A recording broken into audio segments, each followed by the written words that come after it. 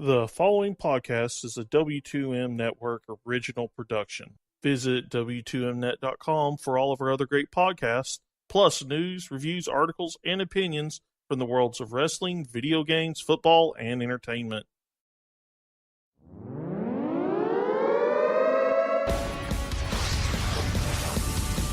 Wrestling to the Max Smackdown Review.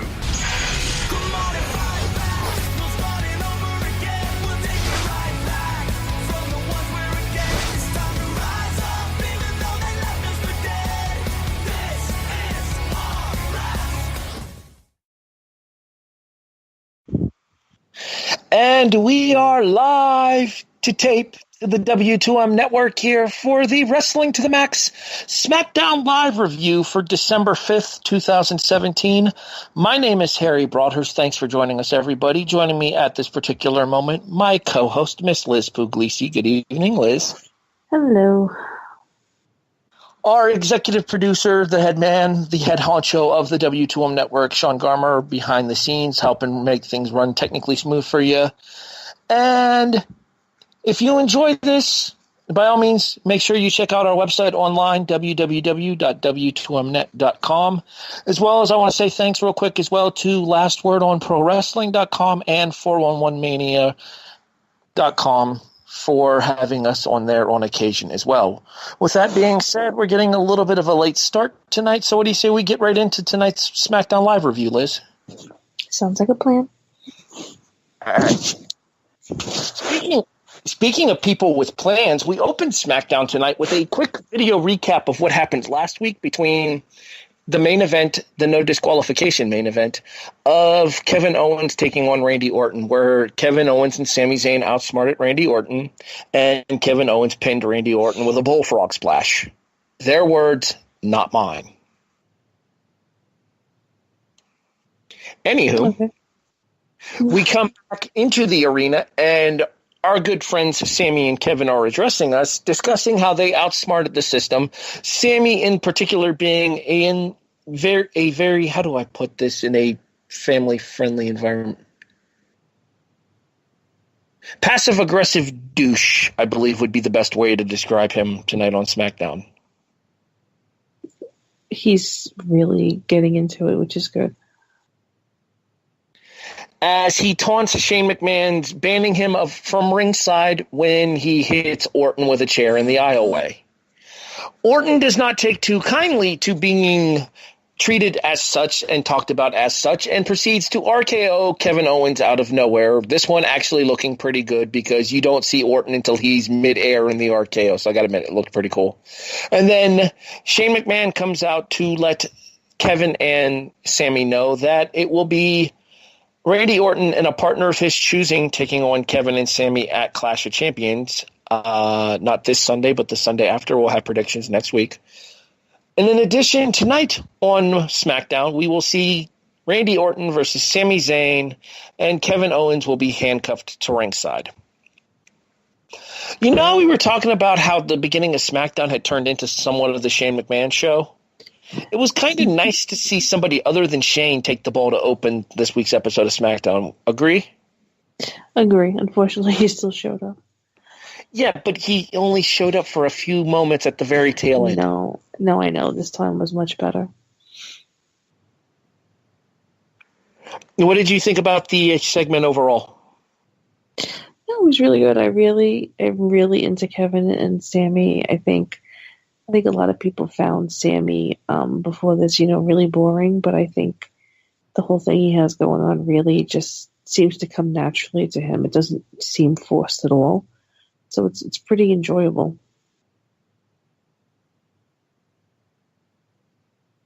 Yeah, I feel like there's just how do I put this? There's just a level of smarmy insincerity that Sami's able to convey with this character that allows him to pull it off so fluidly. Yeah, I love it. Like, you wouldn't expect him to be as good at being an obnoxious little rat bastard heel as he is, but he's nailing it with even the little stuff, too. Right, because he seems like such a very mild-mannered, easy-going, laid-back type of guy. Well, this isn't something that people who have been following the career of Sami Zayn are used to. He's never really been much of a heel. The only time that I've ever seen Sami work heel is when he was first getting his start in wrestling, when he was teaming with Beef Wellington in the Internet Wrestling Syndicate back in 2003. None of his run in Ring of Honor was as a heel. None of his run in NXT was as a heel. And none of his run in the WWE up until this point was as a heel. So this is a side of Sami that hasn't really been tapped into by the mainstream promotion. So it's interesting to see it. And it's more impressive for me to see Sami pulling it off so flawlessly. No, I agree.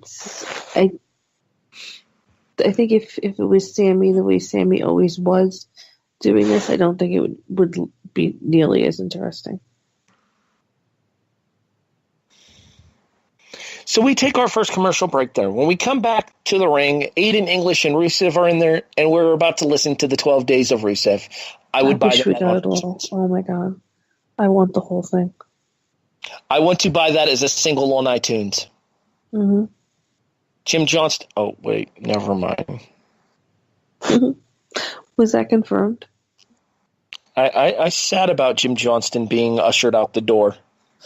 Yeah, but was that confirmed? I'm sorry? Was that confirmed, or it's still a rumor? No, it's confirmed. Poor Jim Johnston.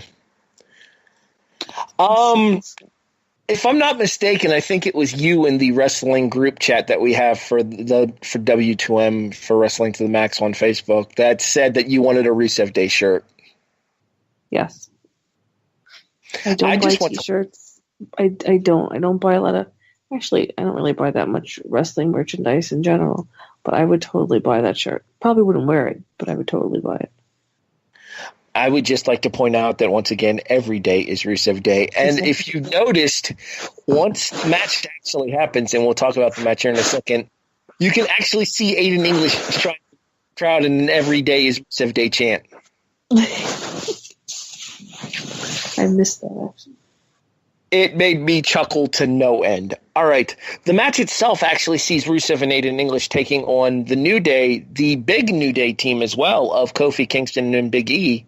I didn't mean big as in Big E, haha. I meant that this is traditionally the version most associated with the New Day in terms of their success as a tag team. And we actually see, thanks to a little bit of interference, outside interference, courtesy of English distracting Kofi Kingston,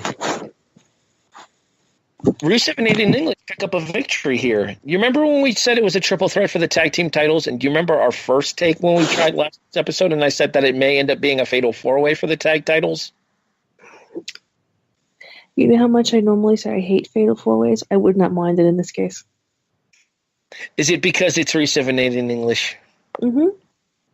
Yep. Well, that's obviously because it's Rusev Day.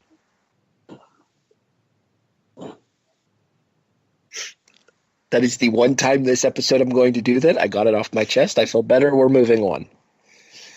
The Hype Bros breakup is covered next. And, well, it's nice to see Mojo getting television time. Congratulations, Zack Ryder. Welcome back to obscurity. Yeah, I mean, I guess that just moved it along. All it did was remind me that it happened. I mean, they could just broken them up and, that was it. I guess we're going to get a feud out of it that we don't really need. Something tells me that's going to be your pre-show match on next Sunday. Yeah, probably. I mean, if I had to venture a guess, I'd say Mojo Rawley versus Zack Ryder is your WWE Network pre-show match of the night. Well, I guess it wouldn't be bad that I normally skip the pre-show then. I like Mojo. I think he showed potential as a babyface earlier in the year, back when he won the Andre the Giant Memorial Battle Royal. And earmuffs, kids. Gronk can go fuck himself after what he did on Sunday's game. But it was a good way to get Mojo some mainstream publicity, so I don't knock the WWE for associating him with Rob Gronkowski, a.k.a. Gronk. That being said, I think that they've miscast the Hype Bros in this breakup here, because I feel like if you're going to have one of them end up being a bitter shell of themselves, I feel like Zack Ryder may have been the way to go here, because Mojo actually has a fan base, and I don't know that Ryder still does. Ryder definitely still does. If you go by his social media, he definitely still has a fan base. I mean, you don't tweet that much, but Ryder definitely still has a fan base. I think, though, being the veteran who has been, possibly screwed over a few times in a sense, I think it would have made more sense for Ryder, like you said, to be the bitter one. The explanation that Mojo gave about turning on Ryder, and the fact was that when Ryder was out with his knee injury, that Mojo went on to win the Andre the Giant Memorial Battle Royal and have a great amount of success as a singles competitor, which is not entirely inaccurate. And then also pointing out that Mojo was in the midst of feuding with Jinder Mahal with the SmackDown Heavyweight title when Ryder announced that he was coming back and that the Hype Bros were coming back into the tag team division. I get the reasoning that Mojo has there, but unfortunately, in my opinion, it comes off very basic. It comes off very stupid because it's not like, Ryder, forced them into it. You know what I mean? It's like, okay, you could have said no in the grand, scheme of things. If it wasn't, obviously you couldn't say no, but storyline. But if common sense would say, well, okay, you could have said no, you didn't want to do that anymore. So to me, it doesn't make sense. It seems kind of like, oh, I did it because he was my friend and I didn't want to let him down and blah, blah, blah. Well, you mentioned the fact that he could have said no there. There's a similar storyline that I think was in the works of developing until they realized that there's actual chemistry between the team in regards to the pairing of Chad Gable and Shelton Benjamin. Right. Because Shelton Benjamin could have that, oh, you may be team with this clown thing going for him because of the fact that Daniel Bryan put together the team of Chad Gable and Shelton Benjamin after Jason Jordan went over to Raw. Yeah, I think we're all surprised at that one stayed. I think everybody more or less thought that would just be, short-lived. It would end up with him turning on Gable and Gable going away for a while and coming back repackaged, but it's been working out pretty well for them so far. We'll see them involved in the four-way for the tag titles at the Clash of Champions pay-per-view. Speaking of the Clash of Champions pay-per-view, we have an official announcement for the women's title match at Clash of Champions, as Charlotte will take on Natalya in what seems like SmackDown's go-to specialty match, the Lumberjack match. Didn't we just have one of these on SmackDown like 2 weeks ago? Mm-hmm. I wasn't hallucinating that. That happened, right? Oh, yeah. And that's when Corbin hit Rude. So, yeah, that happened, and then they're going right back to it for the pay-per-view here. Mm-hmm. To me, I think the big thing here is going to be the fact that they're going to want to have the new girls, the Riot Squad, stand tall at the show, and I understand that. No yawning. I apologize for that. But that kind of tells you my opinion as to the status of the SmackDown women's division right now. And Tony and I talked about this on the reaction last night. It's the fact that they debuted two stables that were so similar to each other within hours apart of each other that neither one of them has really found any kind of footing, in my opinion. I think the only way it would have made sense is if the two of them actually had something to do with each other. There was...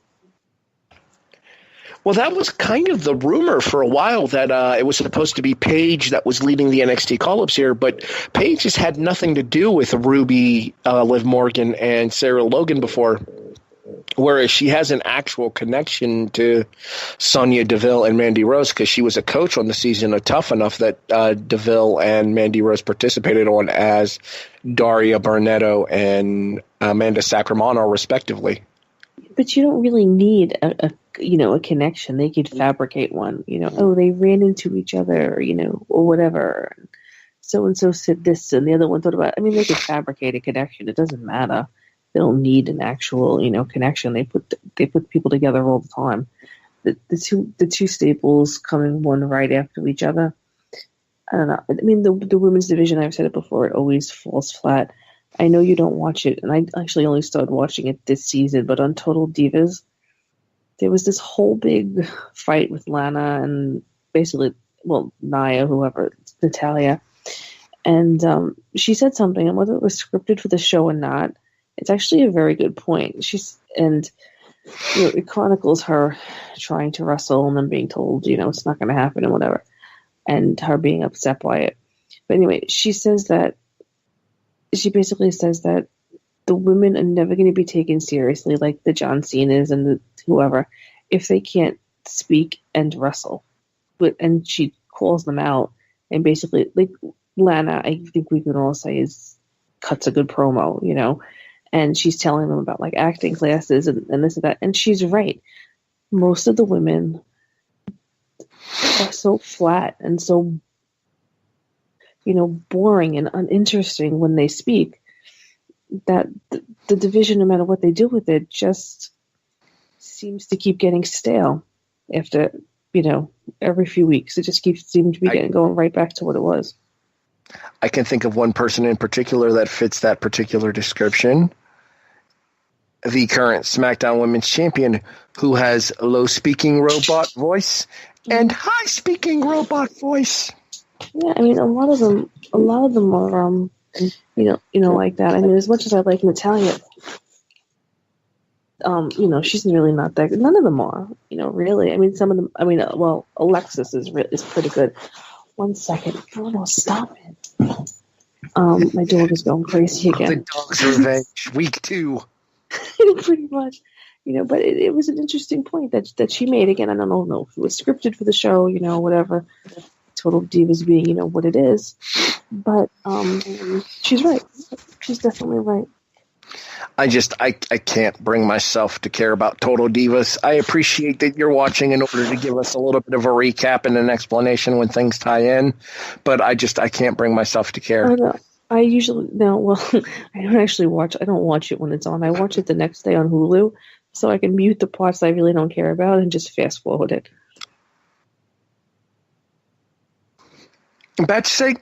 Backstage, apparently we're cooking on SmackDown Live now. I feel like Liz would be okay with that. Wait, did I miss that?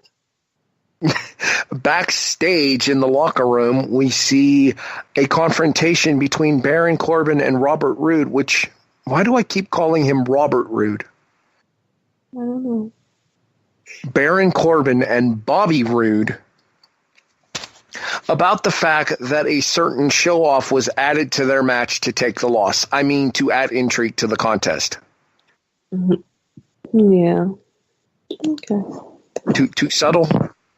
Yeah, a little bit.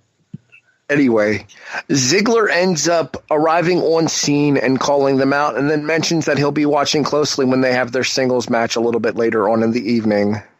We all know what that means.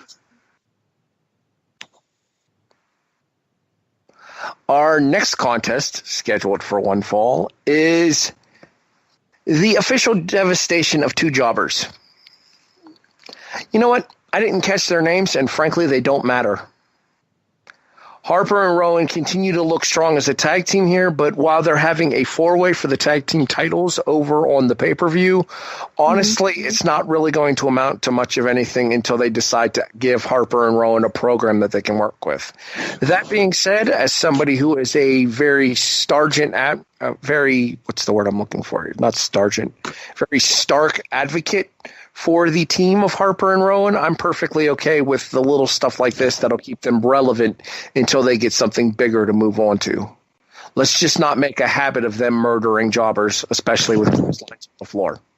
Yeah, I could see them. I can see them maybe attacking whoever wins. I don't know. Maybe.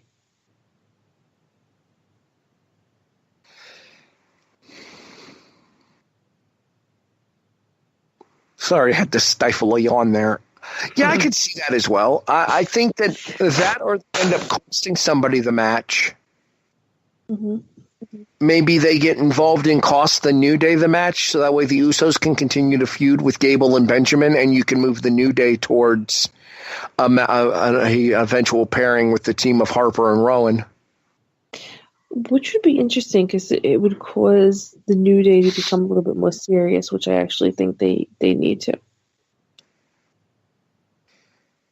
Well, you see it in some extent. I mean, the feud with the Usos brought out the serious side of the New Day for sure, especially with the Hell in a Cell match they had, which is, in my opinion, possibly the best tag team match in the WWE this year.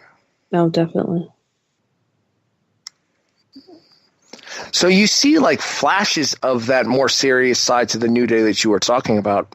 Mm-hmm. I also feel like maybe having a set tag team for the New Day and allowing one of them to break off into the singles division might not be the worst idea either in order to keep them fresh, much the same way we have the Shield operating on Raw with Ambrose and Rollins in the tag division and Roman Reigns kind of doing his thing around the Intercontinental title over on Raw. Yeah, we've discussed that a few times, maybe Big E being singles and the other two tag or whatnot. Well, I feel there's a couple of single stars for sure there. The problem I see with that is that I feel like Xavier Woods may end up lost in the shuffle, or I guess you could say lost in the woods. Stop it. Yeah, I can definitely see him being considered the low man on the totem pole. Unfortunately, I'm a big fan of his. I like him. I feel like I should have put on David Caruso sheets after that comment. Anywho, moving on, CSI Miami references aside, backstage segment with Kevin Owens and Sami Zayn, and Kevin mentions the fact that he's going to go talk to Daniel Bryan and try to get everything changed.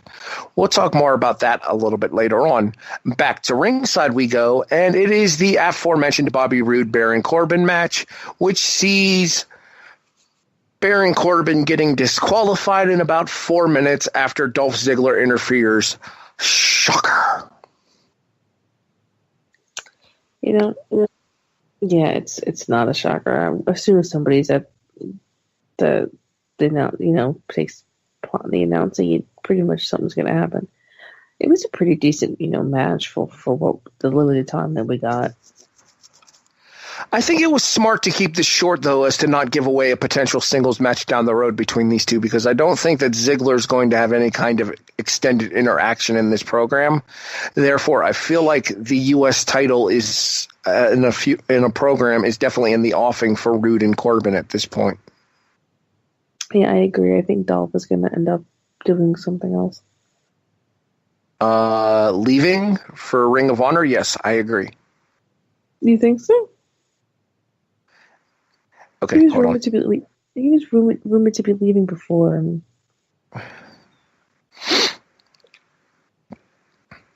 Backstage, we see Natalya trying to get back on the good side of her welcoming community members, Lana, Tamina, and Carmella, who actually does address the elephant in the room of James Ellsworth earlier. I forgot to mention that. I actually missed the line, so I couldn't comment on it, but I know she mentioned the elephant in the room about Ellsworth being gone, and well, we'll miss you, James. Anywho, Natalya then immediately flip-flops and tries to kiss ass over to the Riot Squad once they approach the women backstage as well. So, yeah, that happened. Mm-hmm. I've said my piece on the women for the evening.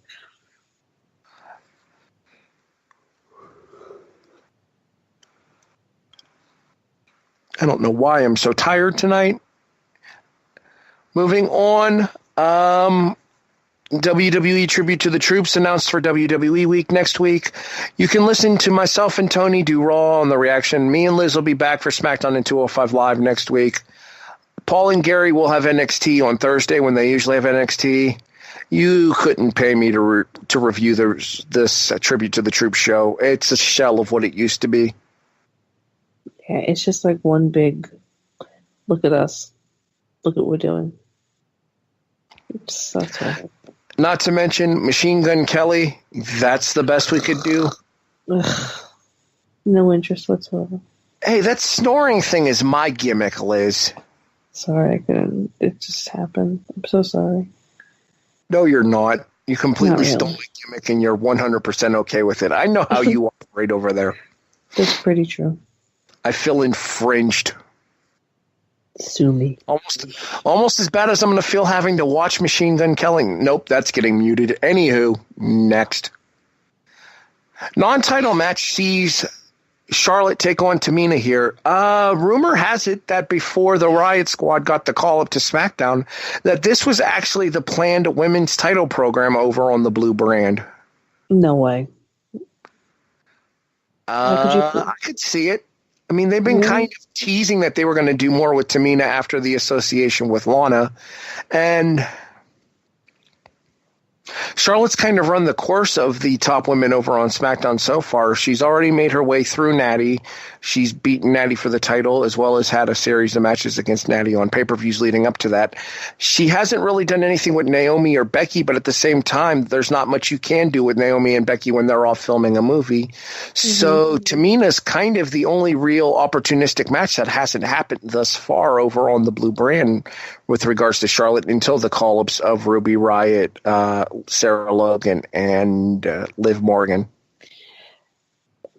My issue with it is, bringing us back to Charlotte's robotic voice. I mean, Tamina is obviously not the greatest either, but it almost, in a sense, works for her because now she has Lana to be her, mouthpiece, and she has this tough girl image thing going on. But you can't have two fairly boring people facing each other. Unless Lana's going to, totally become like Paul Heyman. See, I don't think Charlotte's boring in the ring. I don't care for her promos, but I don't think she's boring in the ring. Also, if I had to describe Tamina in one word, I'd say Sheezel. Oh, what, like Diesel? Yes, but female. Oh, yeah, no, Charlotte's not boring in the ring, but for many people, they're talking, they're going back and forth, they're whatever, their promos, if they're not halfway decent or interesting, then you pretty much walk away from the match. You're not invested in it. I missed half the match. So what you're saying is there's a charisma deficiency that the SmackDown Women's division suffers from. Both divisions. See, I don't think the same can be said about Raw. I think the Raw women have a definite charisma advantage over SmackDown. I think that obviously Alexa has her character down pat. I think Asuka's definitely settling into the role that they want Asuka to have right now. I feel like Sasha and Bayley have their respective fan bases behind them, and I feel there's a group of fans, there's a contingent of fans that still respects and acknowledges Paige for the work that she put in back during the original Divas Revolution. I mean, they definitely have more charisma, but it's still a lot of the same old, same. It's the same thing every single week. None other than like Alexis and Paige. Actually, you can't really say that. And listening to Sasha and Bayley makes me want to stick a knife in my ear. Same thing for Becky, even though she's, whatever. How dare you? I know. They're just, I mean, there's a lot of guys like that too, but, too many of the women are like that. Sasha's not all that great on them, Bayley, oh please, Bayley is absolutely horrible. I think Bayley's natural likability helps carry her, though. No, Bayley needs to complete. I mean, we have to get back to SmackDown, but Bayley needs a complete and utter makeover and gimmick over, whatever you want to call it. Overhaul? Yeah. Anyway, back to SmackDown. Yes, as the women around ringside end up breaking down into a brawl once the Wyatt Squad. Apparently, Sister Abigail's leading a group of women over to SmackDown next. You heard it here first. The Riot Squad come down to ringside. Tamina decides to sucker forearm Sarah Logan. They have a little bit of a ruckus around ringside. Charlotte makes her way up the ramp. And frankly, when it comes to Tamina and Sarah Logan, well, let's be nice and say that very few people cared. I didn't. But I think we all could assume that by now.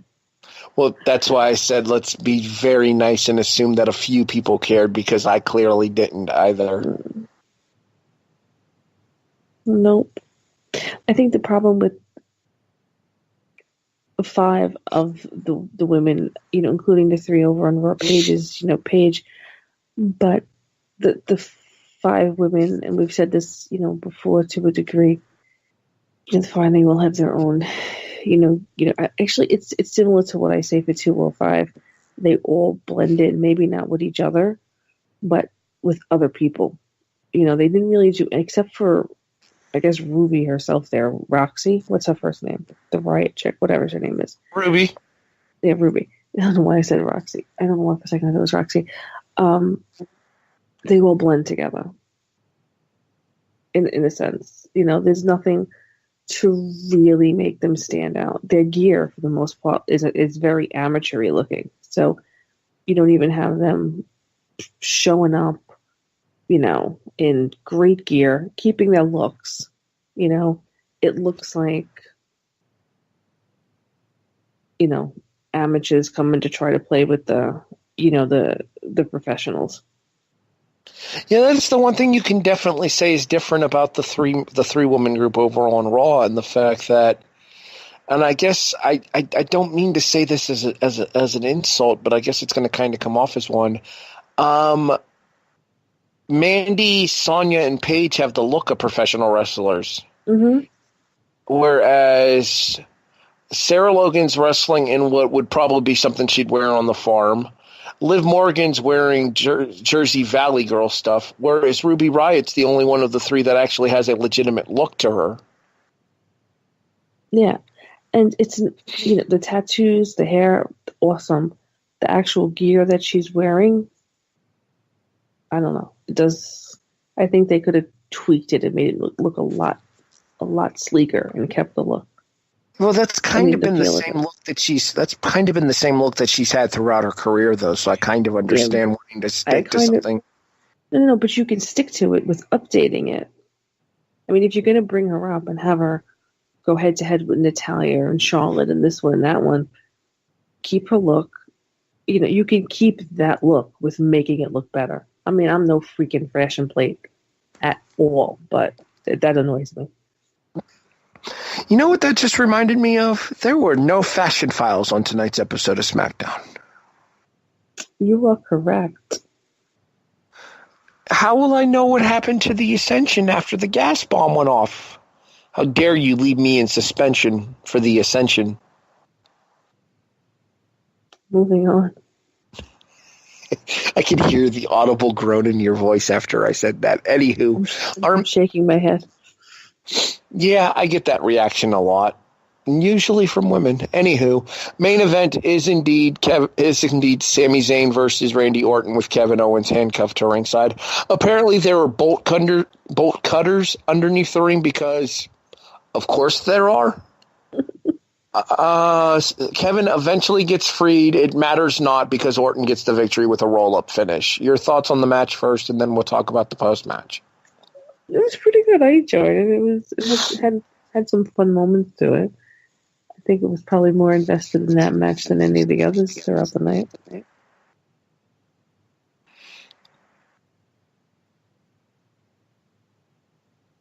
See, I think I like the opening tag team match the most, but that's because it was Rusev Day.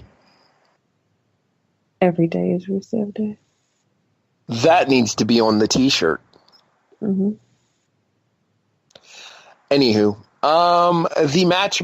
the post-match makes it blatantly obvious as to who the tag team partner for Randy Orton is going to be. I feel like the only way they're going to be able to get around that is if one of them gets taken out on the go-home episode of SmackDown next Tuesday night. I don't see that happening, so it is the tag team match we've already seen twice before. Sami Zayn and Kevin Owens taking on Randy Orton and Shinsuke Nakamura. It should be a good match. It's just not a necessary match, if that makes sense. No.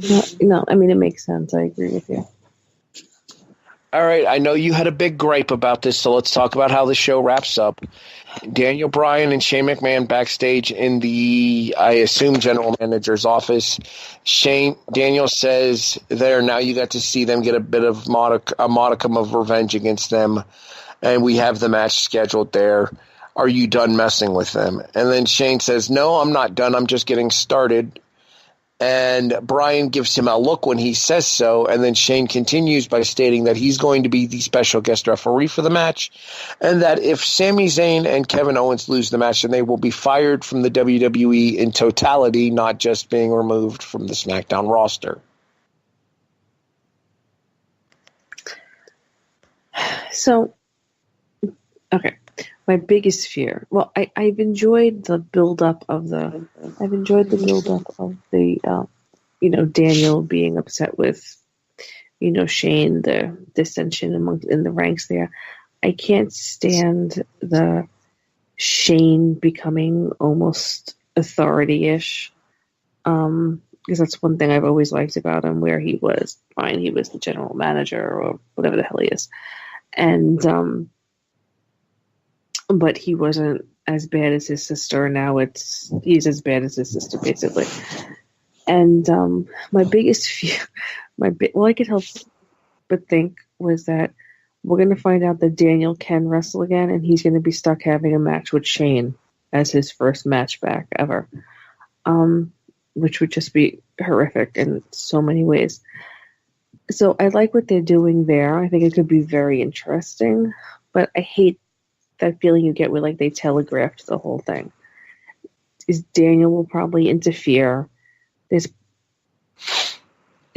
they going to lose and he's going to fire them, and Daniel's going to find some magic clause that, a way to rehire them? I just feel like they either telegraph that, okay, well, they're going to win, or that he's going to help them win somehow. No, I get where you're coming from there as far as the telegraphing of the finish by having specifically the way that we faded out of SmackDown here with the look on Daniel Bryan's face after Shane McMahon said that he was going to personally fire them if they lost the tag team match at Clash of Champions. That being said, though, I'm curious as to what involvement level we're going to see with Daniel Bryan and Kevin Owens and Sami Zayn here, whether or not we will see Daniel Bryan cleared to get back in the ring. And if we don't, what kind of perhaps managerial services that Bryan's going to provide to Owens and Zayn in order to kind of level the playing field based on what Shane talked about with regards to the what was I going with there? The setup for the amount of levels that have to be beaten in order for, or the amount of hurdles that have to be jumped in order for Sami Zayn and Kevin Owens to be cleared. Right. It took me a long time to get there, but I eventually did. No, and I agree. I just hate when they, basically seem to telegraph it, because now you're going to think, well, okay, it's obvious that they're not going to really be completely fired from the company. So something is going to happen. I feel like to steal a quote from a semi-famous New Yorker in regards to this particular industry. Swerve, bro. Yeah. Wasn't he from Staten Island too? Who? And if he was, I really hope you guys don't claim him. Who? Vince Russo. Oh, I have no idea. Swerve, bro. All right, that wraps it up for our discussion for SmackDown Live for the evening. We're going to give you a rating as well as we're going to continue our one-word review feature here. We'll also have predictions for the Clash of Champions pay-per-view next Sunday. We're going to give everybody a little bit of a heads up as far as the schedule for the SmackDown and 205 Live reviews as well. We should be with you back again at this time and these same time slots for releasing these episodes next week as well as the week following. The week of Christmas Day is still up in the air. I am going to be out of town for Christmas. I will not get home until late Tuesday afternoon, possibly into Tuesday evening. If that happens, I will not be doing a podcast review that night. So there is a possibility that Liz and I may end up taking the week of Christmas off and returning the week of New Year's Eve or the week of New Year's Day. Mm-hmm. More information to come on that as it becomes available. All right, with that being said, Liz, you ready to get? Yes.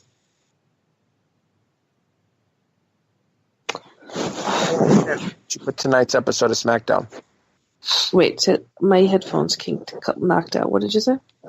On a scale of 1 to 10, it's pretty much what I ask every time we do a rating. I couldn't hear you. I didn't know if you asked me for the one-word review or the rating. I didn't want to give you the wrong thing. The rating, because Sean yelled at us to save the review for after the rating. Oh, whatever. He yelled at you. He didn't yell at me. He yelled at you. You're in charge here. I'm just the wacko. He yelled at me, and Head Honcho gets what he wants. So, rating first. 5.5.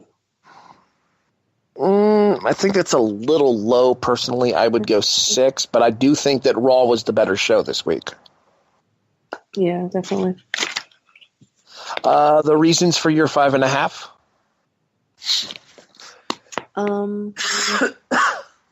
The boring part with the women talking.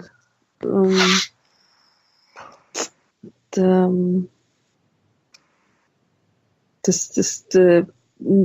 unnecessary moment with Mojo. I don't know. It just wasn't like a cohesive show for me.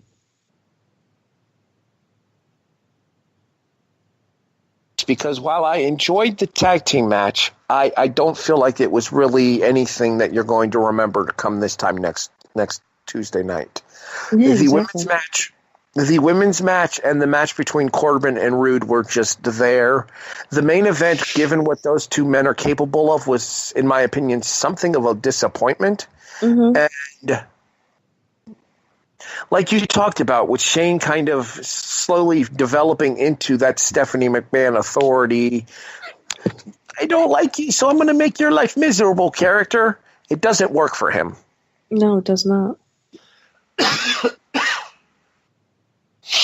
So, I mean, there's still enough to enjoy on tonight's episode of SmackDown, but it's not the traditional blow-away weekly episodic show that SmackDown tends to be on a regular basis. Agreed. So that takes us to our one-word review for tonight, Liz. And where would you put that your one-word description of tonight's episode? Passable. I'm going to go with misstep. Oh, I like that one. That's a good one.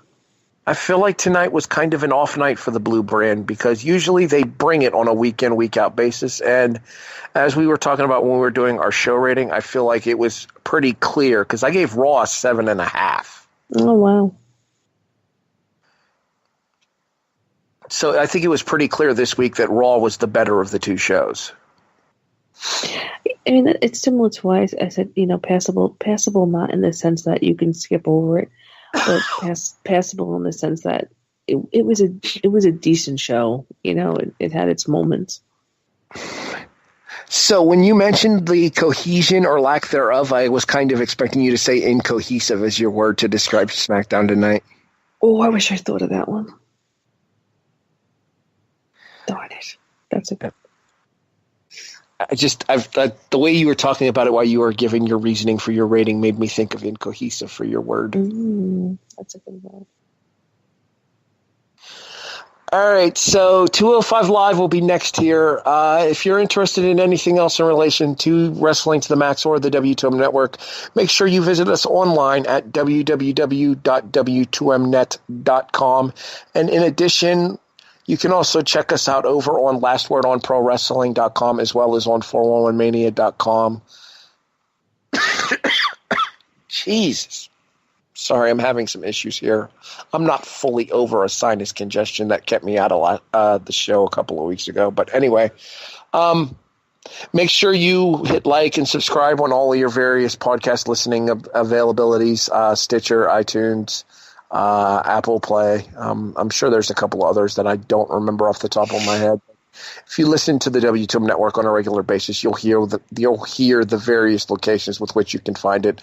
And check out YouTube as well, and you can subscribe to the W2M Network there as well to get all the newest content from your friends at Wrestling to the Max and the W2M Network. So, for my co-host, Liz Pugliese, I'm Harry Broadhurst, thanking you for listening to the December 5th, 2017 edition of the Smackdown Live Review for Wrestling to the Max. Thanks for listening, everybody. We'll catch you next Tuesday night.